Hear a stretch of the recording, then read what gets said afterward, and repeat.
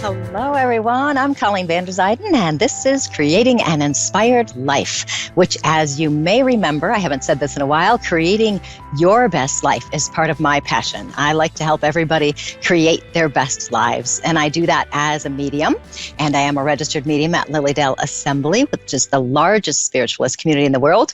We only have a few days left to the summer season, but things still happen off season, so you can find more information about them on my website.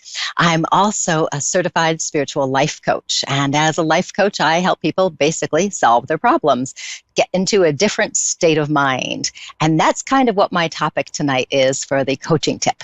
It's all about how to be happy even with your problems. And I'm sure you've experienced some of this, where you just get that hopeless feeling and that life isn't going to change. No matter what you do, it doesn't make a difference. It seems like your problems are all you can think of. And every day that passes, you get more and more miserable. And here's the interesting part. It doesn't have to be that way. It's possible to be happy even if you have problems. And I know it can be hard to think that way. Many of us feel like we have to wait for our problems to be over before we can be happy, or we have to wait for them to be over before we pay attention to the people in our families, or whatever it could be. And it can be difficult to get past the idea that life is full of problems and we can still have our happy times within it. And if we've lived our whole lives waiting for the next problem to be over with, we're wasting our time and we're not living our lives to the fullest, which is what we want to be doing while we're here. These challenges we have in our lives can be significant. They can make us feel lost, angry, sad, mad, all sorts of things. But you'll notice that's what's happening is these emotions, you're actually experiencing them in your head, in your mind. We experience life in our minds with our thoughts, which recreate our emotions. And if we are experiencing life in our minds, shouldn't we have the power to change that, to make it what we want, instead of being stuck in some kind of helpless, repetitive thoughts and all of those things? Now, I always say, if something's going on in your life, because we do have some significant problems, if something's going on and you're very upset about it, you have to feel that emotion, okay? I'm not telling you to deny anything. Feel the emotion so that you can start to get it out of your head, and then you can move into a different experience. I had a client, last year, I think it was. His name was Robert, and it was an interesting session with him. He was reciting every single thing that had gone wrong in his relationship. And there were quite a few things. His girlfriend had made it very clear that the relationship was over. She had no intention of resuming this relationship, and she refused to respond to any of his calls or texts or emails or anything. He was stuck in this sadness, in this hopelessness. And because he was stuck in that, he kept replaying everything that had happened. He stayed in that space. The only solution he could think of was to try to manipulate her to come back to him. And as you can imagine, that doesn't work so well. He was so in that replaying of everything and how the relationship had ended, everything she had done wrong to end it, and how it wasn't right and it wasn't fair, and how she was the reason that his life was falling apart. He was stuck in this really helpless mode. His thoughts were repetitive. They just kept going over and over and over again. He blamed her for how he felt. He continued to replay every single thing, and he was making himself absolutely miserable. He was thinking so much about the external problems that he didn't realize he was creating the internal emotional drama with his repetitive thoughts, which were keeping him stuck in these negative emotions. He didn't know he could change how he was feeling. I explained to him as gently as I could, because he was really in not a very good space there, that the only person who was going to change his life was him. He had a hard time understanding that he was the one responsible for how he was experiencing life. It wasn't her, and it wasn't the failure of the relationship. He was very resistant to the idea that he had any control over how he was experiencing life. He was stuck in that story of blaming the external, blaming his girlfriend, blaming the breakup. And this blaming and these started getting him into this cycle of negative thinking that he needed to break free of. He was stuck in it. It just kept going over and over again. And he needed to learn how to make an internal shift. He had to change something inside his mind so he could get out of that repetitive thought and the repetitive emotions. It turns out, as we were talking, that his internal shift was, as you can imagine, accepting that the relationship was over. If he could do that, then he would be able to process the emotions and move on rather than getting stuck in them, which is what was happening. The most important thing to being happy, no matter what we have, if we have problems or don't have problems, is to realize and recognize that you are responsible for you. You're responsible for how you think, feel, act, behave, everything. If you're not happy, there's something going on in your life, and you can do something to make yourself feel better. Again, if you're having something big and you have to experience the emotions, yes, do that. But don't stay there like Robert did. Frequently, when we have a problem, we resist that problem there. We need to accept that we have the problem. We may not like it, but it's there. It's your responsibility to decide if you want to accept it or resist it. If you resist it like Robert did, you'll stay stuck in the negative. You'll stay stuck in the repetitive thoughts and the emotions, and you'll stay miserable. Resistance keeps you stuck where you don't want to be. This is a big idea right here. It keeps you stuck. Okay? But if you can accept you have a problem in your life, you might be surprised to find your thoughts shifting. Rather than replaying the problem over and over in your head, you'll be able to think clearer and come up with possible solutions. You won't obsess over how and why this happened and how unfair life is and how nasty that person is and all that. So we have to just change the thoughts a little bit. But that comes from accepting that you have the problem in your life. When you accept it, that something is going on. And I know some people are still going, oh, I can't do that because it's just so big. Yes, it is big. I understand it. I've been there, believe me. You still can accept it. And that's the only way you're going to move through it is by accepting it, or you're going to be stuck. So you can decide. You'll feel better once you start accepting things because you'll feel like you actually have some control over what's happening in your life. You don't have to keep thinking the same thoughts over and over again. And here's a little side trip for a second. If you happen to go through that where you get these cyclical thoughts where the same thing keeps going in your head over and over and over, what you can do is come up with something else to say. As soon as you notice yourself saying the same thing, come up with a word or a phrase. It could be simple like surrender, release this thought, I am powerful, I can handle anything that comes my way. Whatever it is, think of it ahead of time. So whenever you get it, just keep repeating that thought. That's a more positive, affirming thought and will help you get out of the stuck stuff, okay? So once you start doing that, you can release the negative thoughts, those things that keep going. Your focus will change and you'll find that you look at everything in a different way and those happier thoughts will start coming back in. You'll be able to think of different ways to handle your experience. So when I was talking to Robert, I asked him, you do realize the relationship is over, correct? And he agreed with me reluctantly. It had been so many months. There was no sign of reconciliation. It wasn't going to happen. And we kept talking. We talked about how his thoughts had kept him miserable. And he realized his resistance to accepting the end of the relationship had had a profound impact on everything in his life. His emotions were going crazy. His health was not good. His job was in danger. He was in danger of losing his job because he just wasn't focused. He had become obsessed with not letting go of this relationship that had ended, but he hadn't realized it yet. It was an aha moment for him. He saw that he was the one creating his negativity. And he also realized if he could do that, he had an immense power in his mind that could also create a happier life experience. And you know how it goes when something's going on in our heads over and over and over again, and we feel powerless. But once you recognize that you're actually creating that with your own mind, that mind is very powerful and you can create something else instead. And Robert realized instead of staying stuck in the helpless and the hopeless, he could choose a different way. And he started to come up with ideas to help him process what had happened and move through the pain so he could learn from it. And so if you're having a problem, and you're feeling miserable or you notice yourself being stuck in this rut of everything that's going on, remember, this is so important, remember, You're responsible for you. No one else is responsible for you. No one else is going to save you. No one else is going to make you feel better. You're the only person who's going to be able to do it. And I know that can be hard to acknowledge because you think that other people or situations are creating your pain. And yes, again, they can be bad and challenging and all of that, but you don't have to stay there. Okay, so if you're staying there, accept the problem. Just realize, you know what, I've got this problem.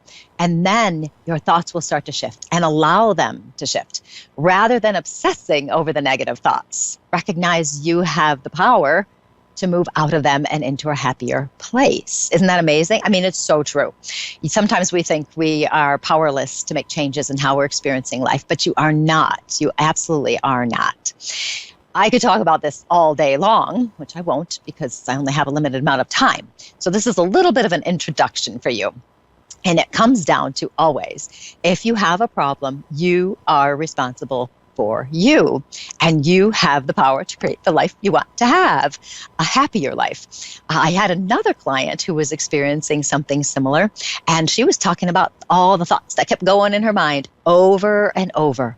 And it was almost getting to be a little bit, what do we call it, obsessive.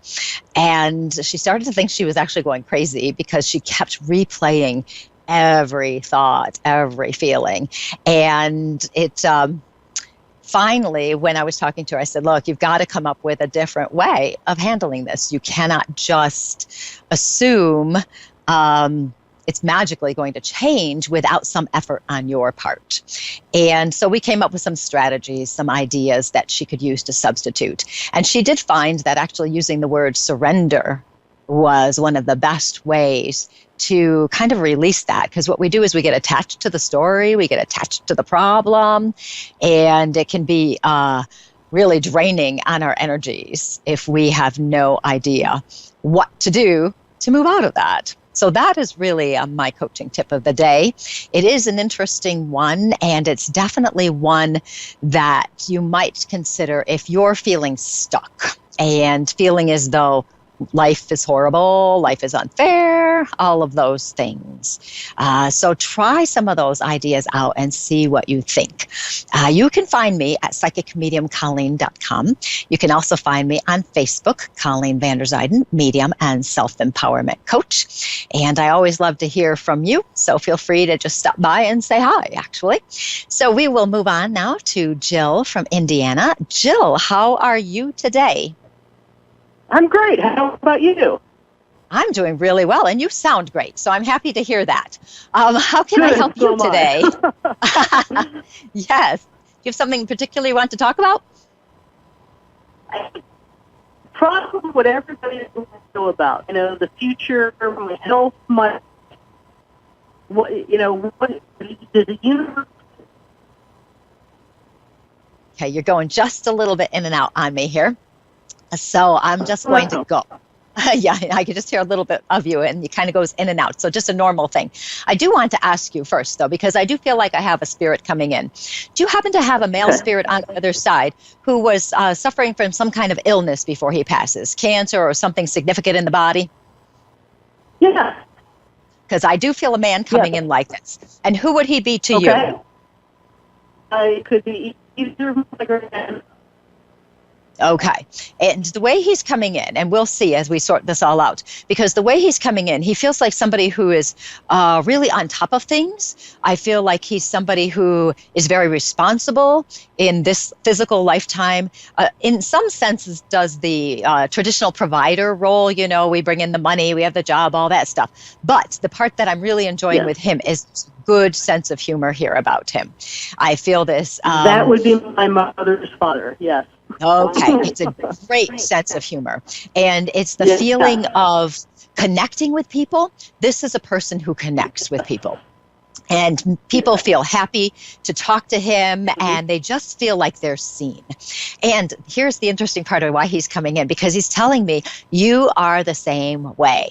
You are very good at connecting with people. You're very good at helping them realize their worth as well. And you're really good about reassuring them when they have a problem.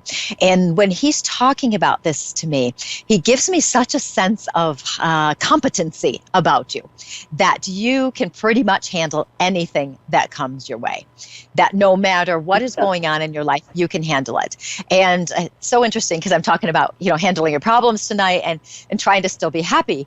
And you seem to do quite a bit of this. You can see that if there's a problem, well, yep, it's happening. I'm just going to deal with it, and I'm going to figure it out, and I'm going to move on. And there is such a recognition coming from the other side about this for you. And it gives me such a feeling of, I don't even know what I want to call it for you. It's beyond competency. You know what it is? It's more of an enthusiasm for life, that you're trying to live your life to the highest and the best as much as possible. It is so very interesting. Do you have little children around you by any chance?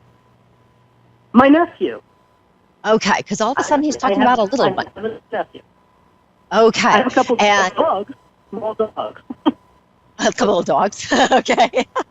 Yeah, there's a mention of a younger person around you. And as he's talking about that, he gives me the impression that you're very good with him as well. Reassuring, being present, being involved, wanting to see what's going on, all of those things. It is interesting because he's not giving me the impression you actually really need any guidance in your life, that you really don't, that you've got it under control. That's kind of interesting because frequently they come in, they want to talk about, tell you what to do and all that. And he's basically saying you're smart enough, you don't need anybody to tell you what to do. What do you think of that idea? I don't know if you want to say I need somebody to tell me what to do, but, sometimes I feel like I need to know if I'm on the right path. So maybe if I'm on the right path, what I, Sure. Okay. And, well, this is interesting. Have you started something new, like a new job or a new position or something? No, I'm reorganizing my nonprofit. Oh, okay. I guess in a way that could be it. That could be, because it feels like something new, and it does feel like I'm heading into a different direction. But you know what it feels like to me, and you can let me know if I'm accurate or not. I feel a little bit of streamlining. I feel like you're trying to make things easier and kind of get rid of some of the extra stuff that's not really necessary. And that, he gives me impression, is a very good thing to be doing because that, what am I saying? It solidifies your path, your role, your purpose. That's what it is. Solidifies your purpose so that you can reach the right people and whatever it is that you're doing. You can reach the right people to and amplify the energies. Oh, that's interesting. So really by clarifying and solidifying all of that stuff, you'll reach more people. Very good. Yes. That feels really nice to me, actually, as he's showing me that. So you must be on the right path because it feels like, what am I going to say? It's it's not an amplification, but it's like an amplification of the energies, and it expands out more.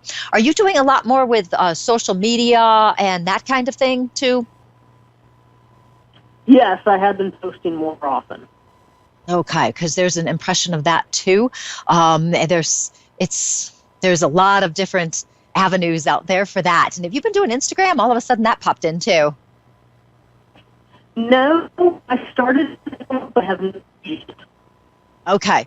Yeah, it's hard. I think it's hard sometimes for us to move into new forms of social media. And, we get used to doing one, and it's kind of like, do I have to really do another one? But there is a mention. Yeah, you know what I mean? I'm the same way, exactly. Yeah. There is a mention of Instagram because people like the pictures. So if there's a way you can integrate that a little bit too. He seems actually kind of ahead of his time here, talking about social media and everything like this. But my theory is on the other side, they see a lot more. And he's also really smart, and he has a creative sense in his mind. So he's very creative about making things work out. And that's a great feeling for him. Yeah. Interesting. That's good. Okay. One more thing. Who has I want to go on a boat or a cruise. Who's done this? Have you done this yet? My grandfather and I used to go fishing, but I have no experience on a cruise. What I would like, boat with a white shirt. Okay, I missed that part, but I heard that you said that you used to go fishing with him. So that's kind of neat.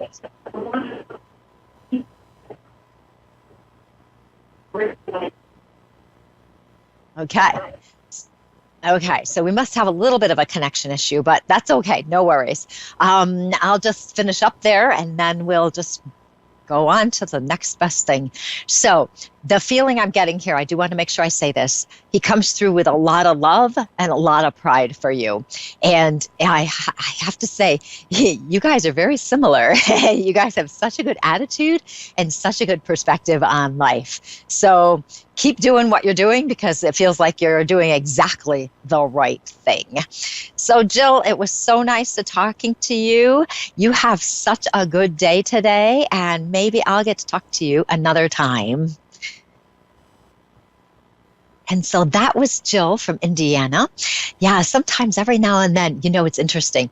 Sometimes spirits interfere with our technology devices. So that's fine. We'll be just doing whatever we can do and go with it and see what happens. I record all my readings at Lilydale, and every now and then the recording doesn't work very well. And spirit, for whatever reason, sometimes doesn't like to be recorded. So it's always very interesting. And I think that Jill might have been having a little bit of an issue with her phone, but that's okay. I'm sure she got enough of the message. And she can always listen to the replay. And you, too, can also find a replay here. A1R has it on their station pages, and you can find it on my website. I usually put a little link on there with all my show topics, and they go back for quite some time now. I've actually been doing the show for, it's like 2.5 years. Isn't that amazing? I think that's amazing. I've learned so much here. It's amazing. And so we'll have a few minutes before we get to the next person. So I'm going to talk a little bit about some mediumship things that have happened for me this week. So interesting. When we're talking to spirit on the other side, sometimes they'll say things or give me impressions of things, and they can be, I call them random things. And I said to somebody yesterday in a reading that I was talking to her father or grandfather, I can't remember who it was actually, and I said, I am seeing like a raft in the water or something like this where air is coming out of it, like it's sinking or something. Do you happen to know anything about that? And she's going, no, I don't understand that. And I said, that's okay, I don't understand it either. And then all of a sudden she goes, but wait a minute, it's not connected with him, it's connected with me. One of my friends were camping, and she's sleeping on an air mattress, and all the air is coming out. And that just happened the day before that.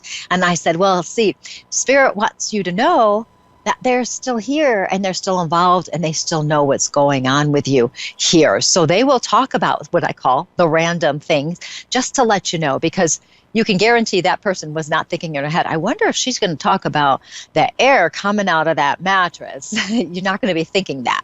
Sometimes with mediumship, people think we're mind readers, which I don't know why anybody would think that. And actually, I don't think that's a very good job.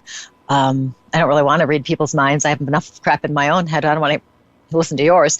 And so sometimes they'll discount some of the information coming through because, it was in my head, so they thought about it. But when I have my random things, the random things are kind of important. I had another reading that was so much fun where I said to the woman, I'm seeing hot dogs. And of course, in my head, I'm thinking, am I really going to say I'm seeing hot dogs? And I did. I said it anyway. And she started laughing so hard. I'm thinking, I can't believe this actually makes sense to you. And she said that she grew up in this Italian family and they only had Italian food.